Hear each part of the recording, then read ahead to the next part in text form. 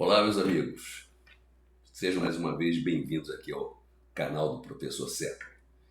E hoje, numa aula de revisão de intervenção de terceiro. Então, vamos à nossa aula. Essa vai ser a nossa primeira aula sobre intervenção de terceiro. O nosso Código de Processo Civil, ele apresenta algumas formas, algumas hipóteses de intervenção de terceiro. E quem são os terceiros? Qualquer pessoa que não figure como parte do processo.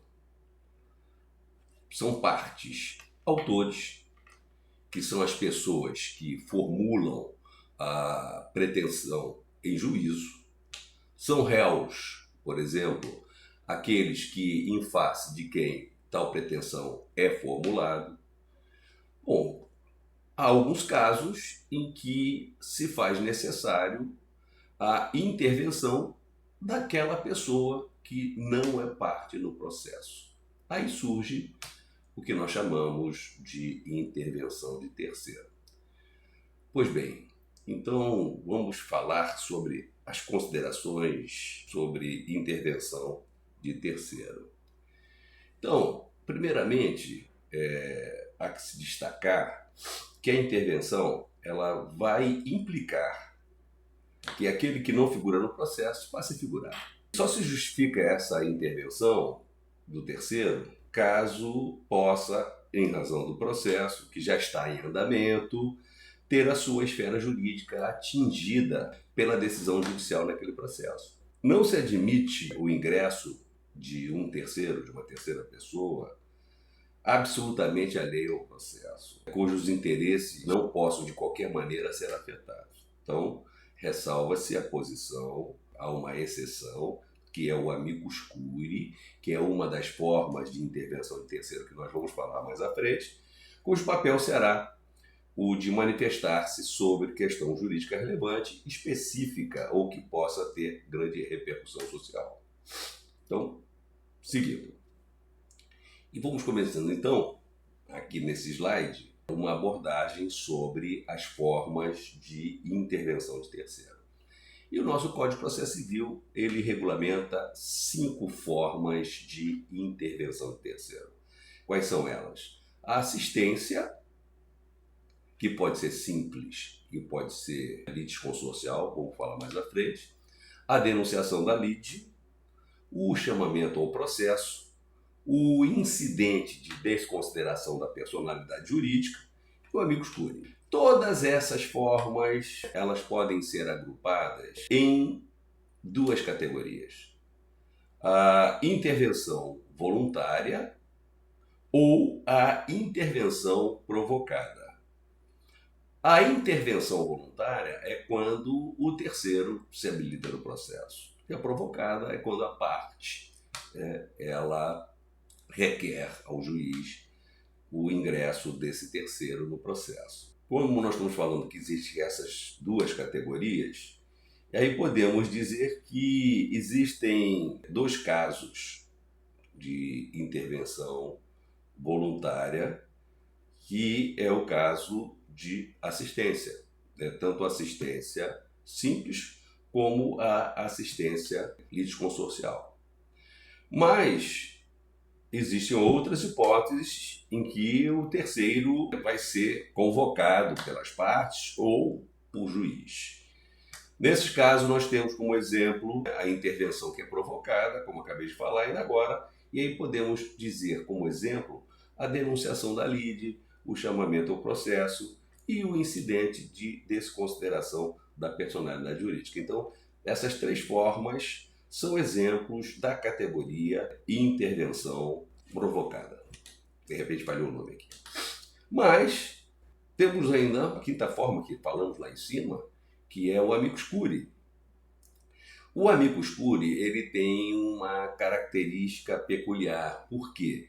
Porque ele tanto faz parte da categoria voluntária, como também faz parte, da categoria provocada.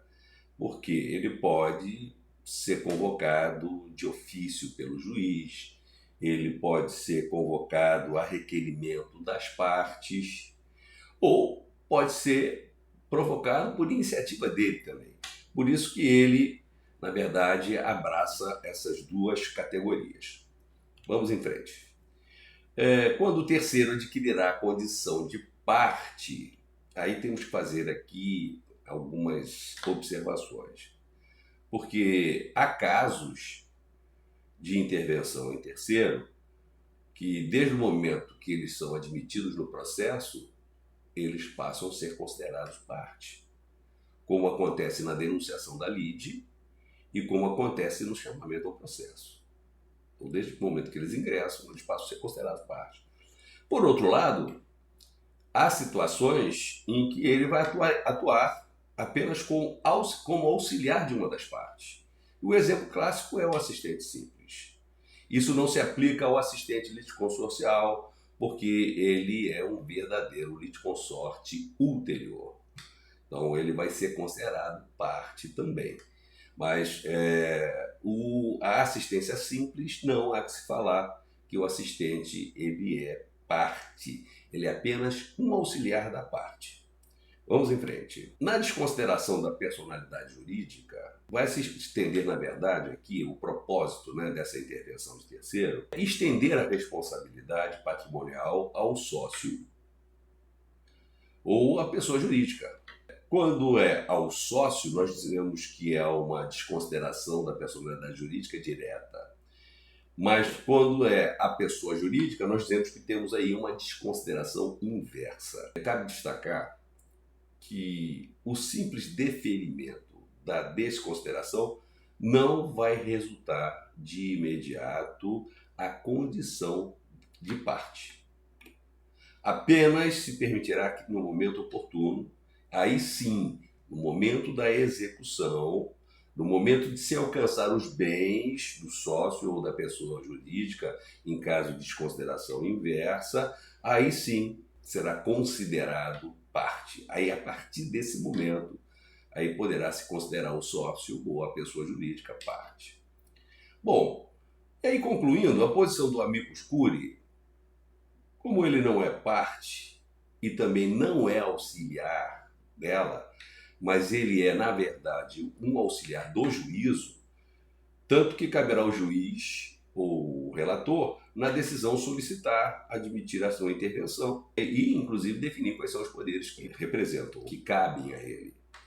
E aí aqui eu fiz um destaque importante no final do slide, deixa eu tirar aqui a minha imagem, porque há uma figura prevista, há uma hipótese prevista no artigo 134, parágrafo 2º do nosso Código de Processo Civil, em que a desconsideração é requerida já na inicial. Nesse caso, o sócio ou a pessoa jurídica vai figurar como réu. Então, nesse caso, não há de se falar em intervenção de terceiro, mas uma verdadeira demanda judiciada pelo credor contra o sócio ou contra a pessoa jurídica, para que seja estendida a eles a responsabilidade, e aí já desde o início eles serão parte. Não há que se falar aqui em intervenção de terceiro.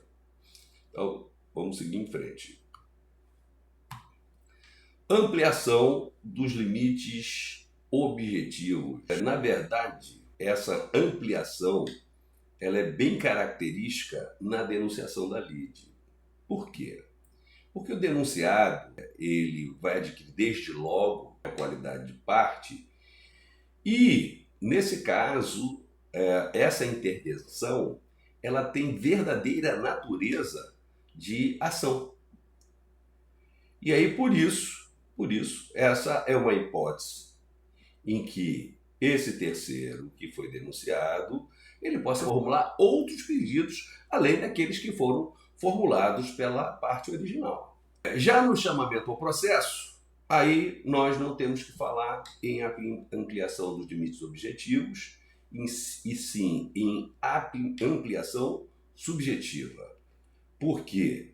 Porque aí, nesse caso, a pretensão continua sendo a mesma e apenas o fiador ou o devedor originário, por exemplo, é que demandado traz para o processo o afiançado ou demais devedores solidários para que também respondam pelo mesmo débito. Ou seja, não há aqui, nesse caso, no chamamento ao processo, pedidos formulados de forma diferente. Os pedidos são os mesmos que já foram formulados, por isso haverá uma ampliação subjetiva, uma ampliação de sujeitos com chamamento ao processo. Bom, fiz um destaque aqui importante no final. O chamamento ao processo não constitui ação de regresso. Os chamados ingressarão no polo passivo ou na condição de litisconsortes ulteriores, respondendo à mesma pretensão que o autor havia dirigido contra o réu originário. Então, mais uma vez, mostrando que realmente não há, nesse caso, chamamento ao processo, uma ampliação dos limites objetivos. Na assistência e no amicus curiae, também não há ampliação objetiva. Na primeira, no caso da assistência, o terceiro intervém apenas como auxiliar da parte, aí nós estamos falando de assistência simples, porque na assistência litisconsorcial pode haver ampliação dos limites subjetivos da lide, e já que o assistente é um verdadeiro litisconsórcio ulterior, ele é parte, ele vai se tornar parte. Mas não há uma ampliação dos limites objetivos também, já que não se formula nenhuma pretensão, já que tudo que está pretendido já está posto em juízo, então não há que se falar também em ampliação objetiva. E concluindo esse debate, no amicus curiae, o terceiro intervém apenas como auxiliar do juízo. Então, manifestando-se em razão dos seus conhecimentos sobre a questão controvertida, não há que se falar em ampliação nem de limites objetivos. Ponto. Então, com isso, vamos em frente. E aí eu vou fazer aqui uma observação sobre a questão do incidente e da desconsideração da personalidade jurídica. No nosso Código de Processo Civil novo, ele traz uma questão nova, que terá que ser decidida pelo juízo, ou seja, a extensão da responsabilidade do sócio ou da pessoa jurídica em caso de desconsideração inversa, exigindo-se do juiz que, após regular o contraditório, decida essa razão ou não preenchidos os requisitos material para a desconsideração.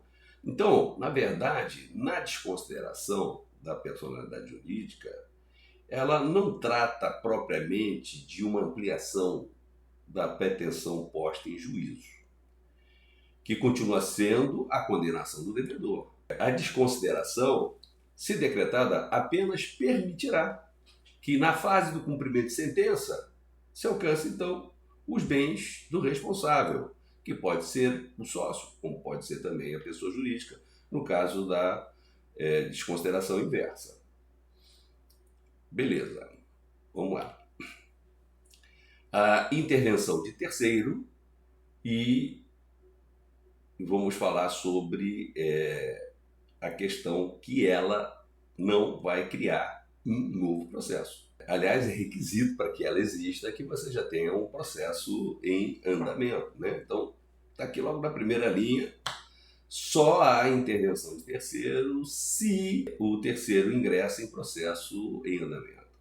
Acaso que os terceiros podem se valer de ações que implicam a criação de novos processos e que não podem ser consideradas espécies de intervenção de terceiro. Aí eu coloquei aqui o exemplo para vocês, que é a chamada ação de embargos de terceiro. Aqui não há que se falar em intervenção de terceiro. Aqui, embargo de terceiro é uma verdadeira ação em que uma pessoa vai a juízo obter a liberação de um bem seu que tenha sido penhorado, um bem que indevidamente tenha sido constrito, e aí nós temos um novo processo. Então, há um novo processo, como acabei de falar, o que impede que seja classificado como uma das formas de intervenção de terceiro. Tá? Então, embargo de terceiro não se confunde com intervenção de terceiro. Trata-se de um processo novo, de uma ação nova. Beleza. Bom, processos que admitem a intervenção de terceiros. Aí nós podemos colocar aqui a denunciação da lite e o chamamento ao processo, porque eles só cabem na fase do processo de conhecimento. Então, na fase de conhecimento. Porque a sua finalidade é constituir, no mesmo processo, título executivo contra o terceiro. Seja ele alguém da relação a qual uma das partes tem direito de regresso, ou, como na denunciação, seja o afiançado ou devedores solidários no chamamento. Então, as demais espécies de intervenção cabem em qualquer tipo de processo de execução. Então, só para a gente consolidar o que eu estou falando aqui. Denunciação da lide e chamamento do processo só é possível, só cabe em fase de conhecimento, em processo de conhecimento. As demais espécies de intervenção, além do processo de conhecimento, poderão também caber nas demandas de execução. E aí, tirando minha imagem aqui rapidamente, eu faço um destaque aqui bastante interessante, que é o seguinte: o artigo 134 autoriza o incidente de desconsideração da personalidade jurídica em todas as fases do processo de conhecimento, no cumprimento da sentença e na execução por título judicial. Então, vamos em frente. Eu acrescentaria também ainda, aqui o artigo 119, parágrafo único, que permite, no caso da assistência em qualquer procedimento, embora o dispositivo não diga expressamente também em qualquer tipo de processo, já que não há incompatibilidade entre a assistência e a execução, e aí eu poderia citar aqui para vocês como exemplo admitir a intervenção como assistente do devedor principal em execução promovida exclusivamente contra o fiador, já que havendo satisfação do débito, este terá direito de regresso contra o devedor originário. Bom, e aí concluindo, desde que preenchidos os requisitos para a sua intervenção, não há nenhuma limitação a que o amicus curiae seja admitido no processo de execução. Então, para a gente concluir, voltando aqui, eu vou voltar aqui o slide. Então, processos que admitem intervenção de terceiro. Denunciação da lide, chamamento do processo, somente na fase de conhecimento ou processo de conhecimento. Os demais espécies cabem em qualquer tipo de processo. No caso da desconsideração da personalidade jurídica, tanto no cumprimento de sentença, como também na execução de título judicial, e o amicus curiae, como nós tínhamos acabado de falar, também é possível que ele faça parte também do processo de execução. Bom, então vamos em frente. E aí, vamos começar agora a apresentar cada forma de intervenção. E a primeira forma que nós vamos abordar vai ser a assistência, que já tínhamos falado mais atrás, que a assistência ela é voluntária, ou seja, é o interesse do próprio terceiro. Ela não se amplia os limites objetivos, tá? Na verdade, o assistente ele não formula novos pedidos ao juiz, ele apenas se limita em auxiliar uma das partes, na obtenção de um resultado favorável para ela. E aí, eu coloquei um destaque, uma importância aqui, porque é possível que um terceiro prejudicado recorra. Recurso de terceiro prejudicado. Alguns consideram forma autônoma de intervenção de terceiro, mas na realidade não passa de uma espécie de assistência, quando o terceiro ingressa no processo apenas para interpor recurso. Tá? Então, o recurso do terceiro prejudicado, ele, na verdade, não passa de uma espécie de assistência. Dando continuidade, então, existem duas espécies de assistência no nosso ordenamento jurídico. Uma delas é a assistência simples e a outra é a assistência litisconsorcial. Já falamos sobre as duas, sendo que a assistência litisconsorcial vai ficar para a nossa próxima aula. Então, vamos terminar aqui falando sobre a assistência simples, falar sobre esse mecanismo no qual vai se admitir um terceiro por iniciativa dele, desde que haja um interesse jurídico, ou seja, há uma relação jurídica, pelo menos com uma das partes. Esse interesse jurídico estabelece essa relação, tanto pode ser para o autor, como pode ser para o réu. Então, na verdade, eu fiz um destaque aqui nesse último parágrafo, e eu vou tirar aqui a minha imagem para a gente poder ler. Olha lá. Há no ordenamento jurídico relações jurídicas que, conquanto diferentes entre si, são interligadas. O que acontece com uma afeta a outra. Por isso, guardam relação de prejudicialidade. Gente, eu vou dar um exemplo aqui para vocês entenderem o que seria essa relação, né, de prejudicialidade. Vou dar 2 exemplos. Vamos pensar aqui numa locação e numa sublocação. Sublocação é um contrato derivado da locação. Não tem como ter sublocação se não tiver o contrato originário de locação. Então, observe o seguinte: se há uma ação promovida pelo locador em face do locatário, uma ação de despejo, ora, o locatário nesse contrato originário, ele é sublocatário no contrato derivado de sublocação. E, obviamente, que o despejo dele afetaria aí o direito do sublocatário. Então, é uma hipótese do sublocatário, uma relação jurídica aí de prejudicialidade, e aí o sublocatário pode ingressar como assistente simples. Uma outra hipótese, uma ação indenizatória decorrente de acidente de automóvel. E o réu tem seguro, é segurado. Ora, a seguradora tem todo o interesse de ingressar em juízo também como assistente simples, né, do réu, por exemplo. E aí nós temos 2 exemplos, né, do que seriam relações de prejudicialidade. Eu acho que ficou claro para vocês. No primeiro caso da sublocação, se o locatário, que é o sublocador, é despejado, vai afetar o sublocatário. Se o réu é condenado, segurado, vai afetar, né, a seguradora. Então, nesses 2 exemplos, nós temos aí bastante claro o que seria uma relação de prejudicialidade. Pois bem, então, seguindo, para a gente concluir, vamos lá. O interesse jurídico, ele depende de 3 circunstâncias, né? Há que se ter, eu já havia falado nisso, uma relação jurídica com uma das partes. 2, essa relação ela é diferente, né, do que está sendo discutido no processo. Como o exemplo que eu dei da sublocação, né, é uma relação diferente com o contrato originário locação.